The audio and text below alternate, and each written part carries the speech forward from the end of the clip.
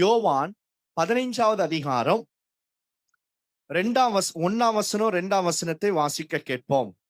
John 15th chapter verse 1 and 2.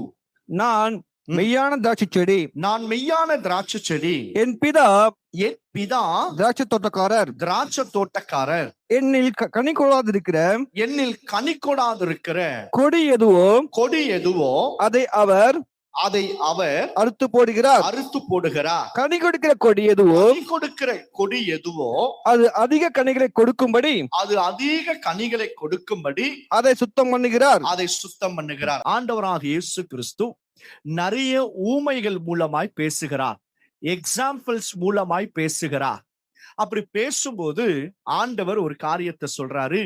ஒரு திராட்சை செடியை பாருங்க, அந்த ஒவ்வொரு கொடியும் அந்த செடியோடு இணைந்து இருந்தாதான் அது கனி கொடுக்க முடியும்.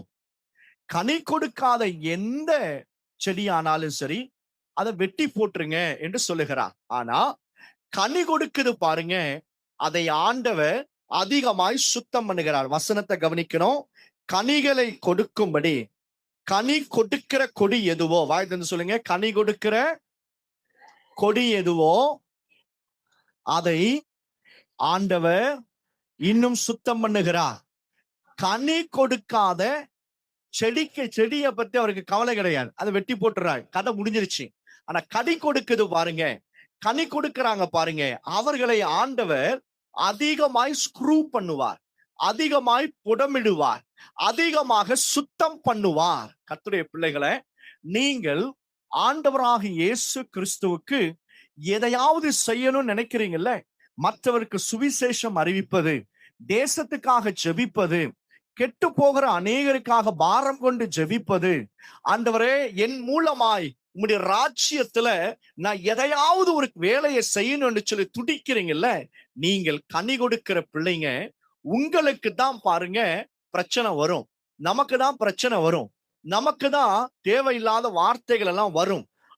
அதெல்லாம் ஏன் ஆண்டவர் அனுமதிக்கிறார் அப்படின்னா, என்னை சுத்தம் பண்ணுகிறார். ஆமென். நம்மை கர்த்தர் சுத்தம் பண்ணுகிறார். எந்த பாத்திரம் சுத்தமாக்கப்படுகிறதோ அதுதான் ஹானரபிள் வெசல், அதுதான் சுத்திகரிக்கப்படுகிற எந்த பாத்திரமோ எஜமானுக்கு உபயோகிக்கப்படும்படியாக கர்த்தர் மாற்றுகிறார். அதை தான் கர்த்தர் கனமுள்ள பாத்திரமாக வணைந்து கொள்ளுகிறார். இப்ப கர்த்தர் நம்மை சுத்தம் பண்ணுகிறார். எதற்காக சுத்தம் பண்ணுகிறார்? நான் இன்னும் அதிகமாய் கனி கொடுக்கணும், நான் அதிகமாய் கர்த்தருக்காக ஓடணும், நீங்கள் அதிகமாய் அநேகருக்கு ஆசீர்வாதம் உள்ளவர்களாக இருக்கணும் என்பதற்காக ஆண்டவர் நம்மை சுத்தம் பண்ணுகிறார். கர்த்தருடைய பிள்ளைகளை, 1 யோவான் 1:7 நீங்க வாசிக்க கேட்போம். 1 யோவான் 1:7, இயேசு கிறிஸ்துவின் ரத்தம் சகல பாவங்கள் இருந்து நம்மை சுத்திகரிக்கிறது. நம்மிடத்துல பாவம் இல்லை என்போமானால் நம்மை நாமே ஏமாத்து கொள்ளுகிறோம் என்று பைபிள்ல வசனத்துல எழுதப்பட்டிருக்கிறது. அப்போ எப்படி சுத்தம் பண்ணுகிறார் அப்படின்னா, அவருடைய ரத்தத்தினால நம்மை சுத்தம் பண்ணுகிறார்.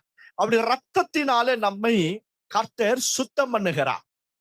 இயேசு கிறிஸ்துவின் ரத்தம் சகல பாவத்திலிருந்து நம்மை சுத்திகரிக்கும், விடுதலையாக்கும்.